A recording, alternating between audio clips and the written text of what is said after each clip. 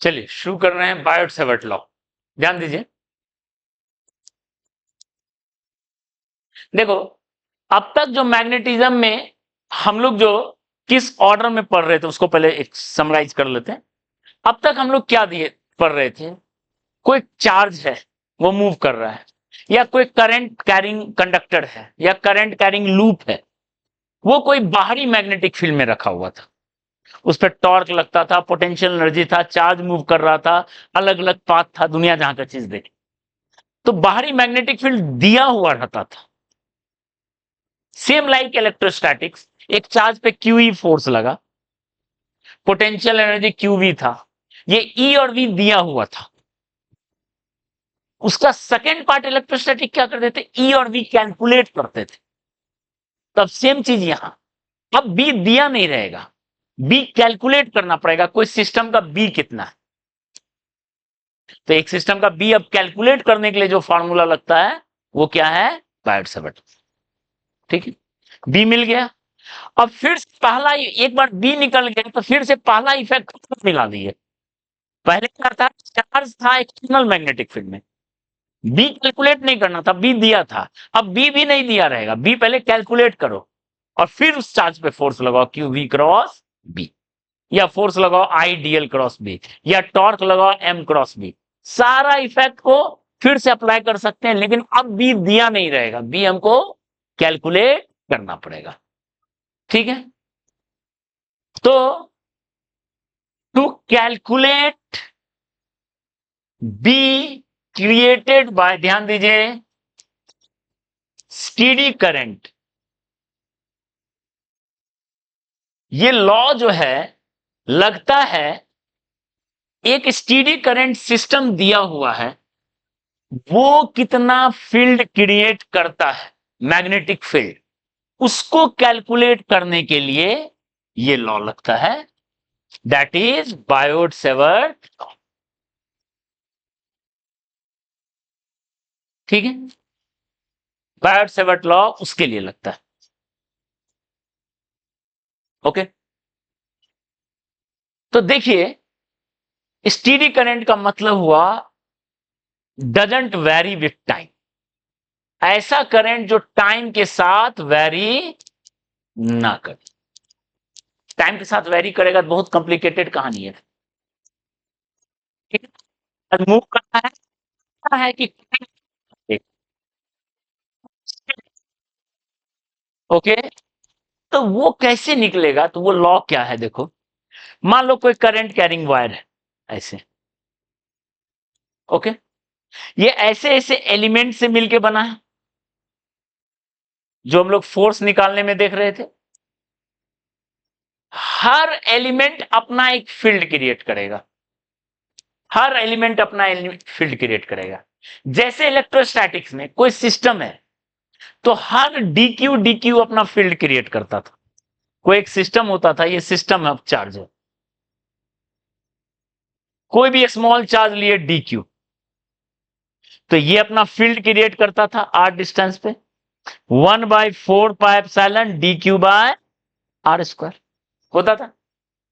Potential create करता था 1/4πε D Q by R, field potential. Total field निकालना है, तुम ऐसा ऐसा फील्ड को इस वेक्टर ऐड करते थे या इंटीग्रेट करते थे। टोटल पोटेंशियल निकालना है, ऐसा ऐसा पोटेंशियल को हम लोग इंटीग्रेट करते थे। ये वेक्टर ऐड था, ये स्केलर ऐड, यही अब तक करते आ रहे थे। सेम चीज यहां है। तो पहले कोई एलिमेंट लिए डीएल, ये कुछ फील्ड क्रिएट किया किसी आर डिस्टेंस पे, यहां कुछ क्रिएट किया डीबी। ठीक है, जैसे वो क्रिएट किया डीई, ये डीई क्रिएट किया, ये डीवी क्रिएट किया। चलो यहां मैग्नेट में मैग्नेटिक पोटेंशियल जो है नहीं होता है, होता है मैग्नेटिक पोटेंशियल, वो जेई के सिलेबस में नहीं है, वो दूसरा कहानी है, फिर वो थोड़ा हायर मैथ्स लगता है। मैग्नेटिक पोटेंशियल नाम का चीज नहीं है। ठीक है, अभी के लिए मानिए इलेक्ट्रिक पोटेंशियल है, इलेक्ट्रिक फील्ड है, तो यहां मैग्नेटिक फील्ड है, वहां वेक्टर है, ये वेक्टर है।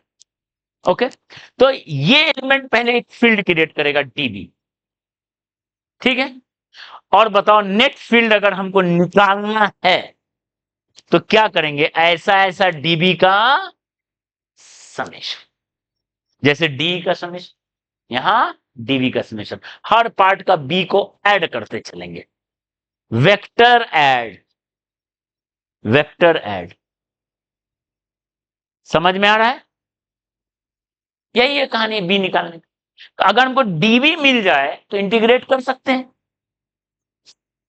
ओके, इसी को, इसको कहते हैं प्रिंसिपल ऑफ सुपरपोजिशन। ये भी प्रिंसिपल ऑफ सुपरपोजिशन है, ये सब है प्रिंसिपल ऑफ सुपरपोजिशन। जब भी हर के इफेक्ट को इंडिपेंडेंटली, हर पार्ट के इफेक्ट को इंडिपेंडेंटली ऐड करते हैं, चाहे स्केलर या vector, that is called principle of. Clear है? तो समरी समझ में आया क्या है कहानी? तो हम लोग क्या करेंगे, पहले डीबी निकालेंगे और डीबी को फिर इंटीग्रेट करेंगे तो आ जाएगा, ठीक है। ये डीबी का क्या एक्सप्रेशन है वो देख लेते हैं। कोई भी डीएल एलिमेंट है, मान लेते हैं डीएल एलिमेंट है, ध्यान दीजिए, किसी आर डिस्टेंस पे, वहां से आर डिस्टेंस पे हमको डीबी का एक्सप्रेशन लिखना है, क्या है, ध्यान दो, डीबी का एक्सप्रेशन लिखना है क्या। तो डीबी जो है proportional to IDL current element cross R by R cube के होता है। आइडियल एलिमेंट मैग्नेटिक फील्ड में क्रॉस प्रोडक्ट, उसके डीएनए में ही है क्रॉस प्रोडक्ट, उसको हम नहीं हटा सकते। आइडियल क्रॉस आर, वो उसके साथ क्रॉस बाय आर का, ठीक है। ओके, अब इसी को निकालना है हमको हर बार। और जैसे इलेक्ट्रोस्टैटिक्स का एक जनरल तरीका हुआ और कुछ स्पेशल रिजल्ट, कुछ जैसे शेल का याद रख लेते हैं, स्फेयर का याद रख, उसको कैलकुलेट बार बार करने की जरूरत नहीं है, रिंग का याद रखते हैं, इनफाइनाइट वायर का याद रखते हैं, सबका याद रखते हैं। उसी तरह यहां पे भी मैग्नेटिक फील्ड में दो का तो एकदम याद रखना ही रखना है, एक इनफाइनाइट वायर का और एक रिंग का मैग्नेटिक फील्ड, एकदम याद, मैक्सिमम क्वेश्चन उसी पर आता है। और उसके अलावा दो तीन और फॉर्मूला है जिसके, मतलब इलेक्ट्रोस्टैटिक से कम है यहां फॉर्मूला, वहां ज्यादा सिस्टम, ठीक है। तो इस बहाने आप जाके इलेक्ट्रोस्टैटिक्स का भी रिवाइज कर लेना और एक चार्ट बना सकते हो, सिस्टम उसका फील्ड, सिस्टम फील्ड, तो एक तरह से फील्ड याद है, मतलब बहुत अच्छी बात है, आप बहुत प्रॉब्लम आराम से कर सकते हो, ठीक है। तो ये एक अच्छा वो है। चलो, तो यहां पे हम लोग को रिंग और इनफाइनाइट वायर बहुत इंपॉर्टेंट रूल, उसका याद रखना ही रखना है, ठीक है। डीबी ये है। तो अब देखो क्या करेंगे, ध्यान दो इधर, आगे में एक कांस्टेंट लिखेंगे, वो कांस्टेंट ऐसा लिखेंगे,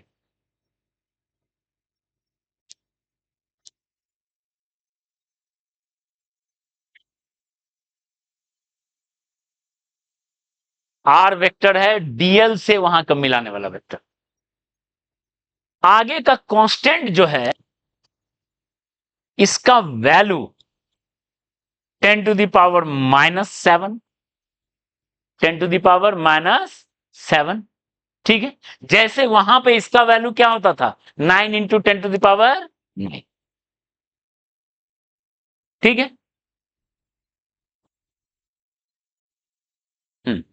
अब देखो म्यू नॉट का ये वैल्यू ही है।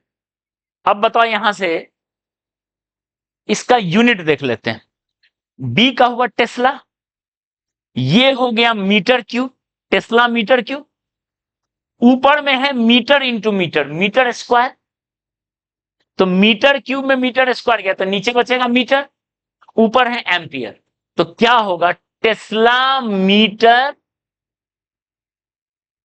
पर एम्पियर, टेस्ला मीटर पर एम्पियर, ठीक है। यूनिट समझ में आ रहा है? बाकी आप टेस्ला को आप टेस्ला को 2-3 तरीके से लिख सकते हो, सब बता चुके हैं न्यूटन वगैरह का टर्म में, लास्ट क्लास में बताए थे।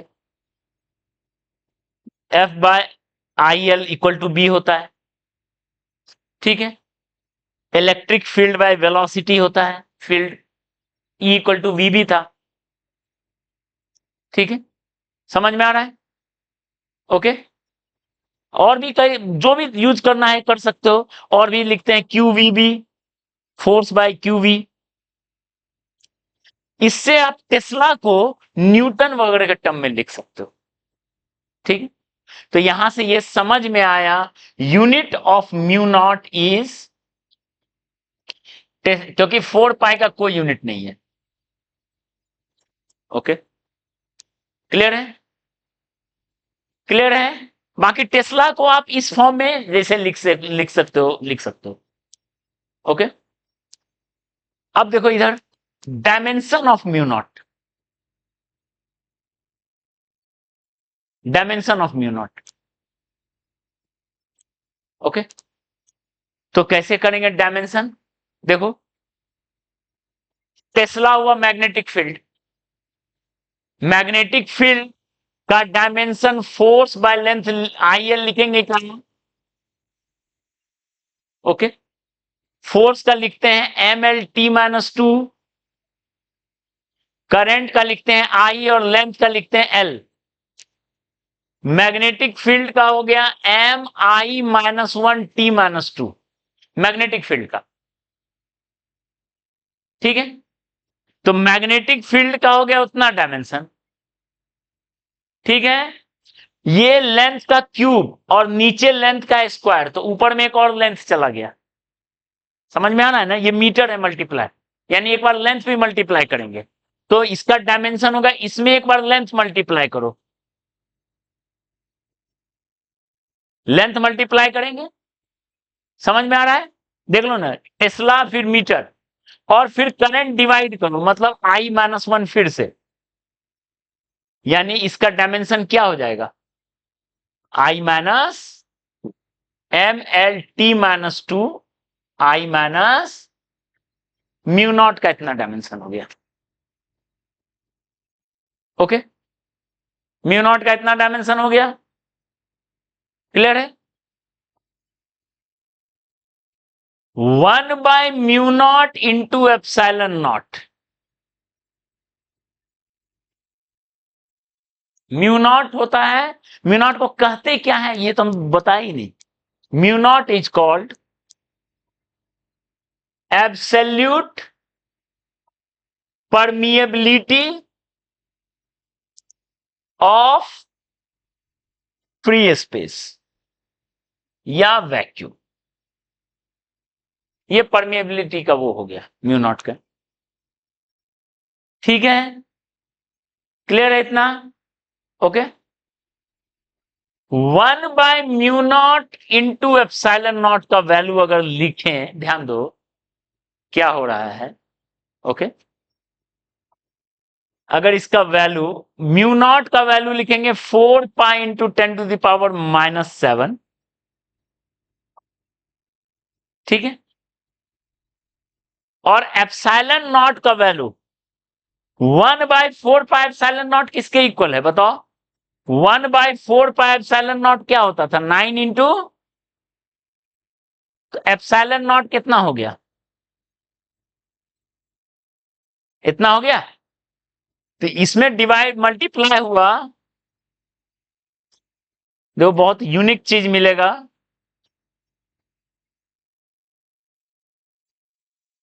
ठीक है, ये गया 16, यानी ऊपर जो गया 9 इंटू 10⁻16, और ये आया 3 into 10⁻, that is speed of.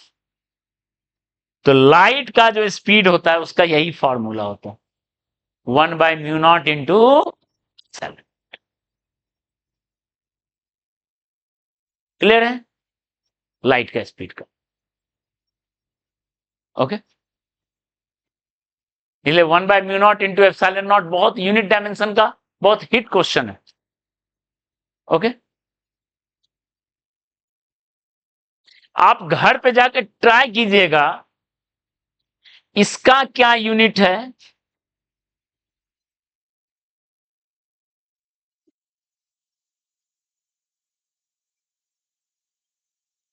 इसका क्या यूनिट, ये भी आता है question, mu naught by epsilon not, शायद कुछ रेसिस्टेंस टाइप का होगा, ठीक है, और इसको भी याद रख लेना,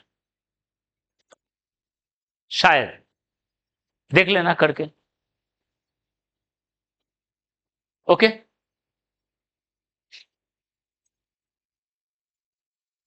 चलिए।